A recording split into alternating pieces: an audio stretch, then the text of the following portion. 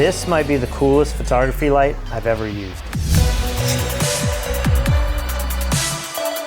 All right, so what I have here are the Aparo Meteor lights. I have a 30, which is 12 inches, and then in here I have the 60, which is 24 inches. I've never owned a light in this form factor before, and I can see where it would be really useful. Now, these lights are made by Falcon Eyes, and if you guys have watched our channel, you know that we have a lot of Falcon Eyes lights in our studio. In fact, I'm being lit here by one. This is the RX818 Rolleiflex light. That is an LED panel that you can roll up and put in your bag, really handy. If I turn this light off, let me just put this behind me, you can see how I'm being lit. It's just a 45-degree angle. It's adding some nice highlights and shadows. But what I think is gonna be really useful with these lights is I can add fill in an interesting way so that my scene isn't quite as contrasty as this. This might be a little too cinematic for review videos and tutorials and that sort of thing. So I wanna show you just a few different lighting setups that you can do with these lights and go through some of the specs. Let me go ahead and turn this one on so you can see what this thing does. So these are really unique shapes, and I can see how these would be really handy. They come with these 1/4 inch threads on the bottom, so if you have some kind of, tabletop tripod, you can just mount these just like this. So let's talk quickly about why you might want a light like this, besides it just looking really cool. So when we travel or shoot anything on location, I always bring an LED light with me so that I can illuminate my subject, right? And normally I'm bringing the F7 light. I like this, it's small, it's powerful. I actually bring the F7 Fold quite a bit because it's the same size, it's just double, and it gives me backup, it gives me a little bit larger light source. So maybe I should compare everything with this. I like this light because it mounts pretty well. It is strange that this does not articulate forward. I kind of want it to bend this way so that the light can be funneled towards my subject. So this is a light that I would take with me anytime, say we're doing the Photographing the World series with Elia Liccardi and we need to light him at night when the sun has set. This has been, something that we use all of the time. But the problem with this light is it's still relatively small. And if you were to set this up here and light, from 45-degree angle, maybe like this light is doing, it's just not going to be that powerful. It's going to light his face, but it's not going to light his body. And I feel like these lights, especially this one, might be a little bit more useful because you can light more of the scene. You're getting the same basic power, but instead of, in a square format, you're getting it a little bit longer. And so I could see where if you could throw, one of these or two of these in your bag, maybe this light would be a little bit more useful, or just able to supplement a more traditional square light like this. So as I mentioned, the F7, this runs about $100. If you want to get the F7 Fold, this is $200, so twice the power, twice the size, twice the price. The 30 here, the Meteor 30, this runs at $139, and then the Aparo Meteor 60, twice the length, this runs for about $299. Now, if you want to get one of these lights for yourself, click the link in the description below. Aparo is offering a special deal for F-Stoppers readers for this month only, so definitely take advantage of that. So first, let's compare these lights with power output. Now, I do not think that the written specs are correct. I've done some tests, and it feels like the F7 panel light is the same power as the Meteor 30, but on paper, they claim that this is a 12-watt light with 434 lux. But the Meteor 30 is 10 watts, just 2 watts less.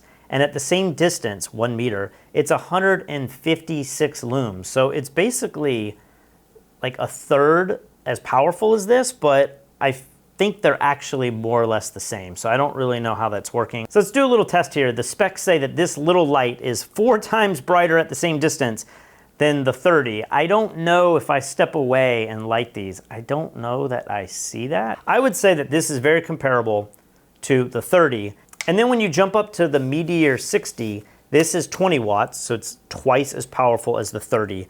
And then at 1 meter, it is 361 looms. So a little bit more than double the brightness. Now, before I show you how you might use these in a studio setting or how I'm going to use this here in this office, Let me just tell you a few of the other features that it has. These lights both connect with Bluetooth to the app. This app is called the Desal Light Plus, and I can turn them on and off, which is really cool.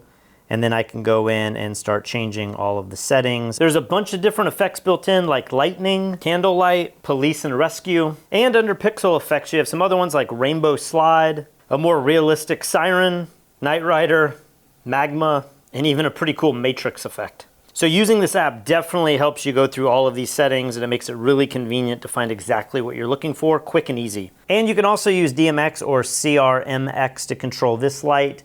The lower 30 doesn't have that functionality. And if you get the L version and you're into the lumen radio control, you can do that as well. So these lights are pretty powerful. They have some of the latest technology in them. If you're trying to, connect a bunch of these and run a background or sequence them and do kind of special effects patterns, I don't do anything like that. So it's kind of overkill for me.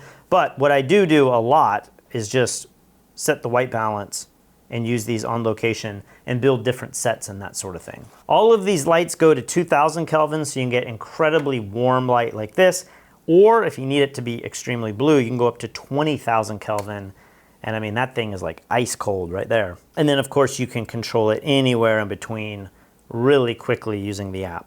I don't know if you'll be able to see this, but you can do green shifts and you can do magenta shifts as well. And if you have the app, what's really nice is you can save any of these settings, label them. So if there's a particular lighting setup that you do, like say here in this office, and I need a particular magenta shift every single time, I could just save this as Patrick's studio setup, and then I can just go to it, recall it really quickly.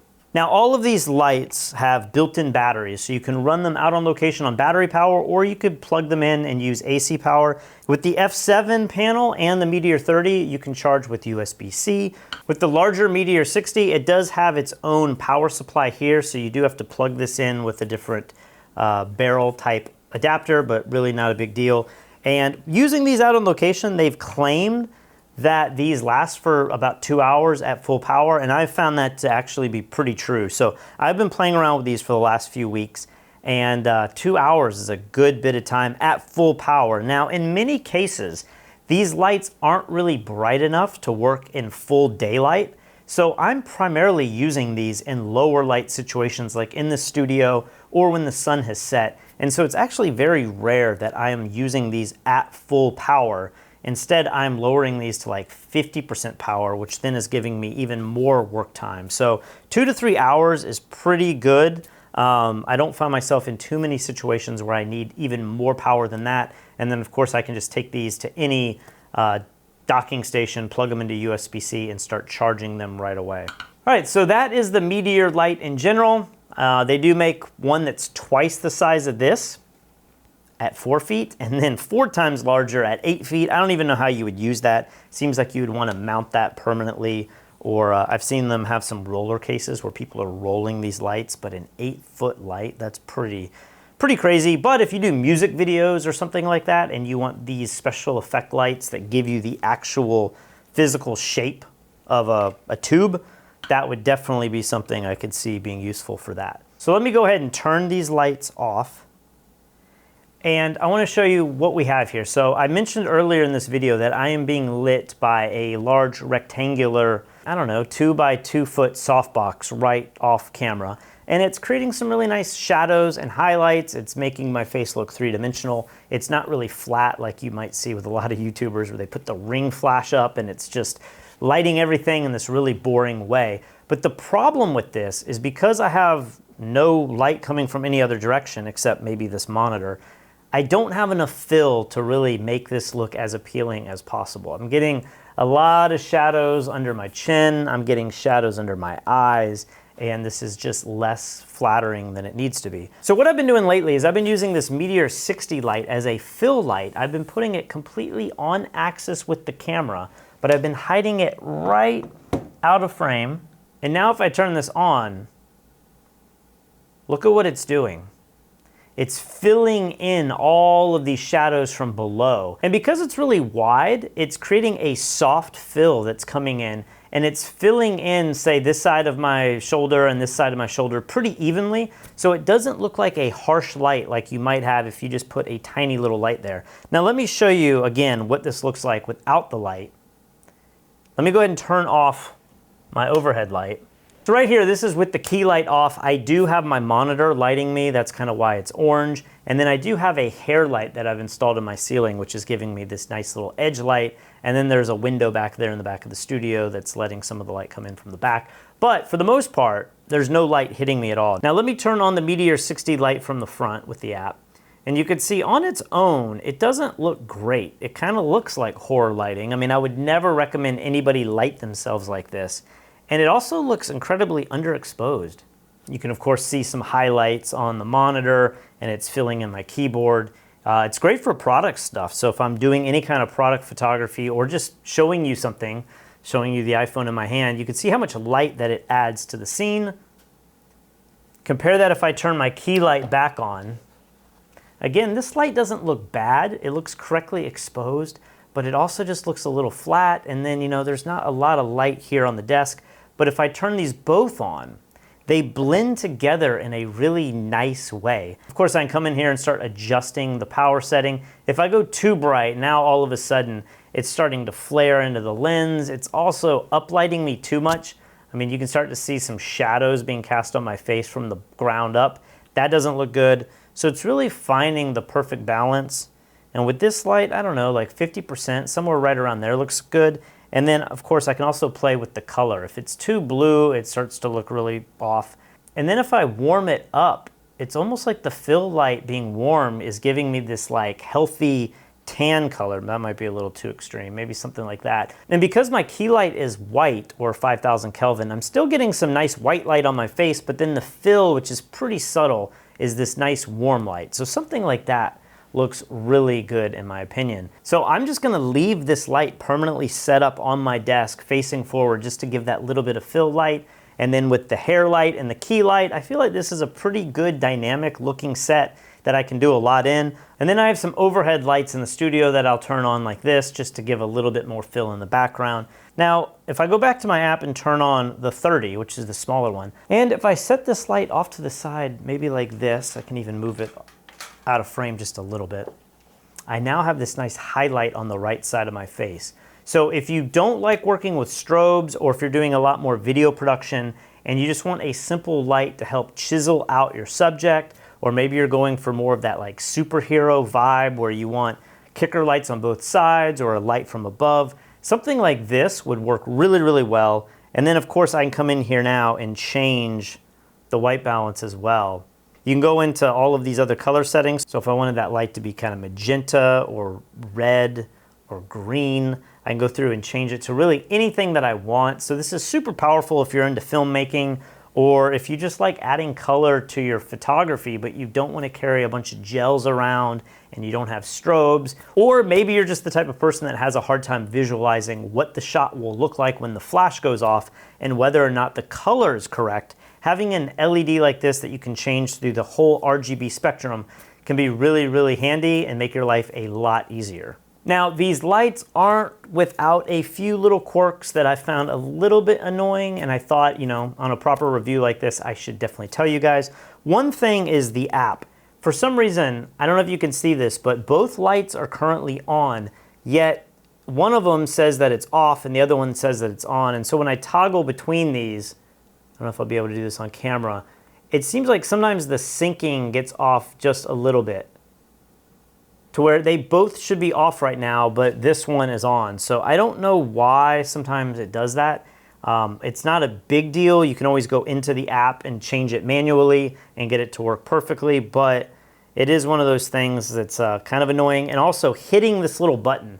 So many times I enter into the app just like that instead of actually turn it on and off. So I wish the app was a little less clunky. It does exactly what it needs to do, but if I'm trying to just turn the light on and off here without looking at it, I'm constantly missing the button, even though it feels like I should be able to hit the button pretty easily. The other thing that I mentioned earlier is that these lights mount with a 1/4 inch screw.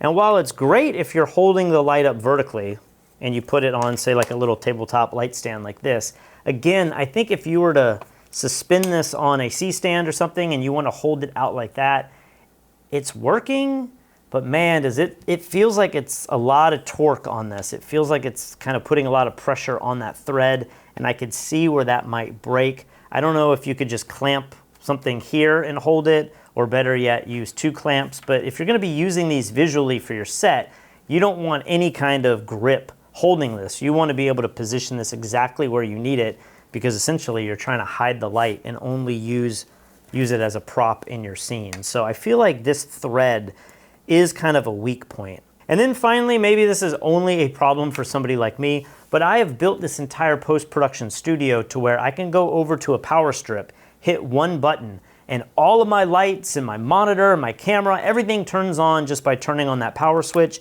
And because this is run on battery as well as AC, if I take power away from this, AC power away from this, the light will stay on because it just transitions over to the battery. For some instances, that could be really useful if you lost power or something like that. Your light's not gonna go out. But I do wish that there was a menu option where you could maybe disable the battery and then just use this only as an AC light so that when you unplug it or pull power from it, the light would turn off. And then when you go out on location, you would just turn on the battery mode. Again, I don't know that anybody really cares about that because most people probably aren't building sets that use AC power that are being turned on and off by a single switch. But for me, it is something I wish I could turn on and off inside the menu. So there you go, the Meteor lights from Aparo. I could see where these would be super useful if you like making music videos or coming up with some creative lighting. If you're a YouTuber and you like designing your set and you want it to have some really cool colors, or if you're like us and you produce a lot of tutorials and videos for YouTube out on location and you need a light that can fit in your bag. This one might be a little too big, but I think the 30 is perfect.